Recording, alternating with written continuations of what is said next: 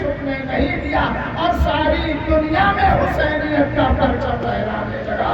صلوات پڑھیے اللہم صلی علی محمد و آل محمد. پوری دنیا میں جتنی تیزی کے ساتھ امام حسین علیہ السلام کا پیغام پہنچا ہے کوئی پیغام نہیں. بے شک. اس کی وجہ کیا ہے؟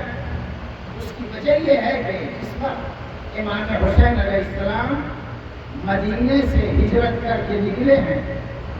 دیکھیے دو ہجرتیں ہیں. ایک ہجرت پیغمبر مکے سے مدینے کر رہے ہیں، سن ہجری کا آغاز ہوا، اور 60 سال کے بعد ہجرت کے 60 سال کے بعد امام حسین ہجرت کر رہے ہیں مدینے سے. 60 سال پہلے پیغمبر نے مکے سے ہجرت کر کے مدینہ بسایا، اور 60 سال کے بعد امام حسین مدینے سے ہجرت کر کے مکے کی طرف آ رہے ہیں. کیوں آ رہے ہیں؟ تاکہ دین کو لوگوں کے سامنے پیش کریں، جو اسلام کا پیغام ہے وہ لوگوں کو بتائیں. مکے میں 4 مہینے سے زیادہ، تقریباً 4.5 مہینے امام حسین علیہ السلام مکے میں ہیں مدینے سے آنے کے بعد. اس کے بعد پھر مکے سے کروا ہے. مکے میں جو 4 مہینے سے زیادہ رہے ہو وہ انتظار کر رہے ہیں موسم حج کا. جب حج کا زمانہ آئے اور حاجی اکٹھا ہوگا تب امام حسین علیہ السلام اپنا پیغام پہنچائیں گے. اسی لیے شعبان میں پہنچ گئے، اور شعبان، رمضان، شوال، ذوالقعدہ اور ذوالحجہ کی 8 تاریخ تک امام حسین مکے میں. امام حسین علیہ السلام 8 ذوالحجہ تک مکے میں ہیں، اور 8 ذوالحجہ یعنی بقرعید کا مہینہ جس کو ہم کہتے ہیں، 8 ذوالحجہ وہ آخری تاریخ ہوتی ہے کہ جسے حج کرنا ہے وہ مکہ پہنچ جائے. 8 تاریخ کے بعد پھر وہ اگر آئے گا تو ڈائریکٹ اسے عرفات آنا ہے اور پھر حج نہیں کر پائے گا. یعنی 9 تاریخ کو عرفات میں رہنا ضروری ہے تمام مسلمانوں کے لیے جو بھی حج کرنے گیا، ورنہ پھر اس کا حج ہو ہی نہیں سکتا. تو پوری دنیا سے مسلمانوں کو حج کے لیے جو آنا تھا انہیں 8 تاریخ تک مکہ پہنچ جانا.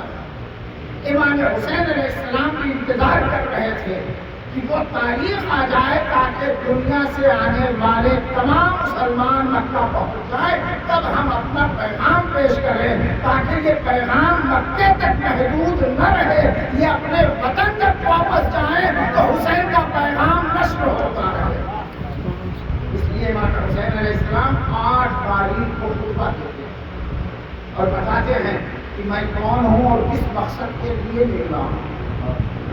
اور پھر وہاں سے امام حسین کوفے کی طرف نکلتے ہیں، اور کوفہ سے پہلے پھر راستہ روکا گیا اور کربلا کے میدان میں.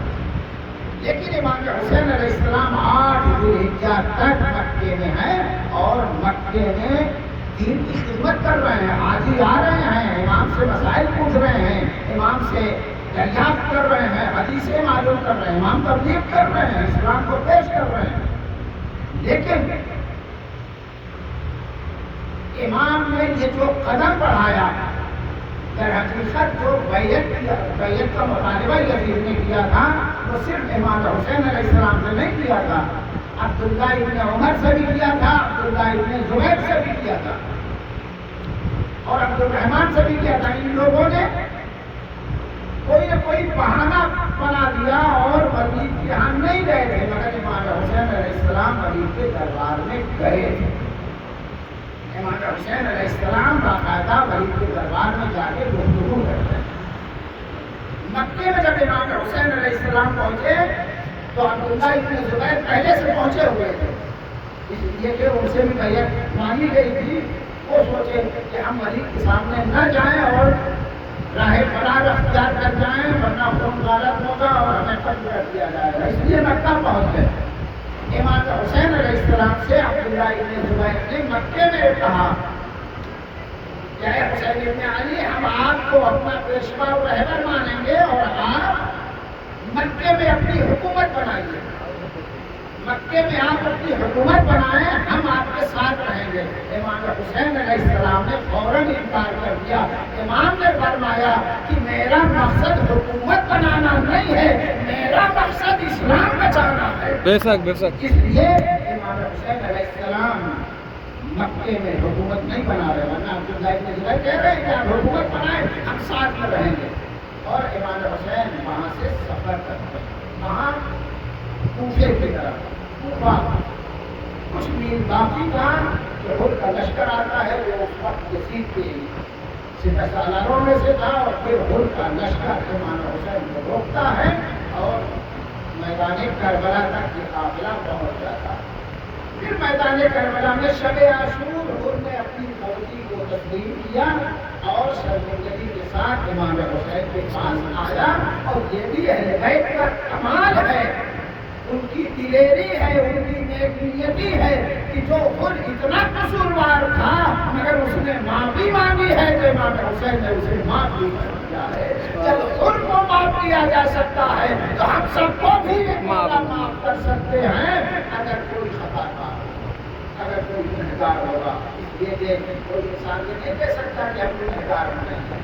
امام حسین کی بارگاہ میں اگر کوئی معافی مانگے تو امام حسین سے معاف کر سکتے۔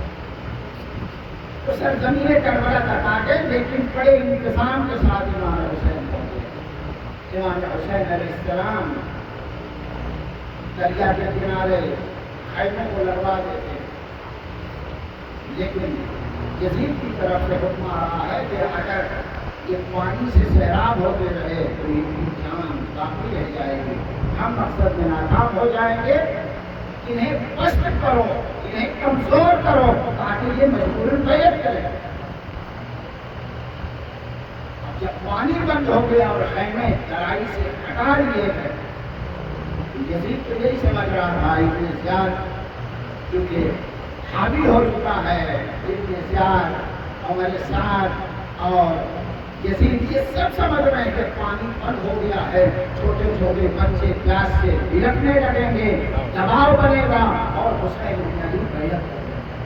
مگر امام حسین نے بیعت نہیں کی۔ اور صرف امام حسین کی بات نہیں ہے، جو چھوٹے چھوٹے بچے کربلا میں تھے، کوئی روایت کوئی تاریخ نہیں بتاتی کہ کسی بچے نے یہ کہا ہو کہ آقا بیعت کر لے اب پیاس برداشت نہیں ہو، کسی بچے نے نہیں کہا۔ اس کا مطلب ہے کہ جو بڑوں کی نیت ہے وہی بچوں کی نیت ہے، جو بڑوں کا جذبہ ہے وہی چھوٹوں کا جذبہ ہے۔ کربلا وہ سرزمین ہے، کربلا وہ معرکہ ہے کہ جس میں چھوٹے بھی باکمال ہیں، بڑے بھی باکمال ہیں، خدا بھی باکمال ہے، آقا بھی باکمال ہے۔ صلوات پڑھیے محمد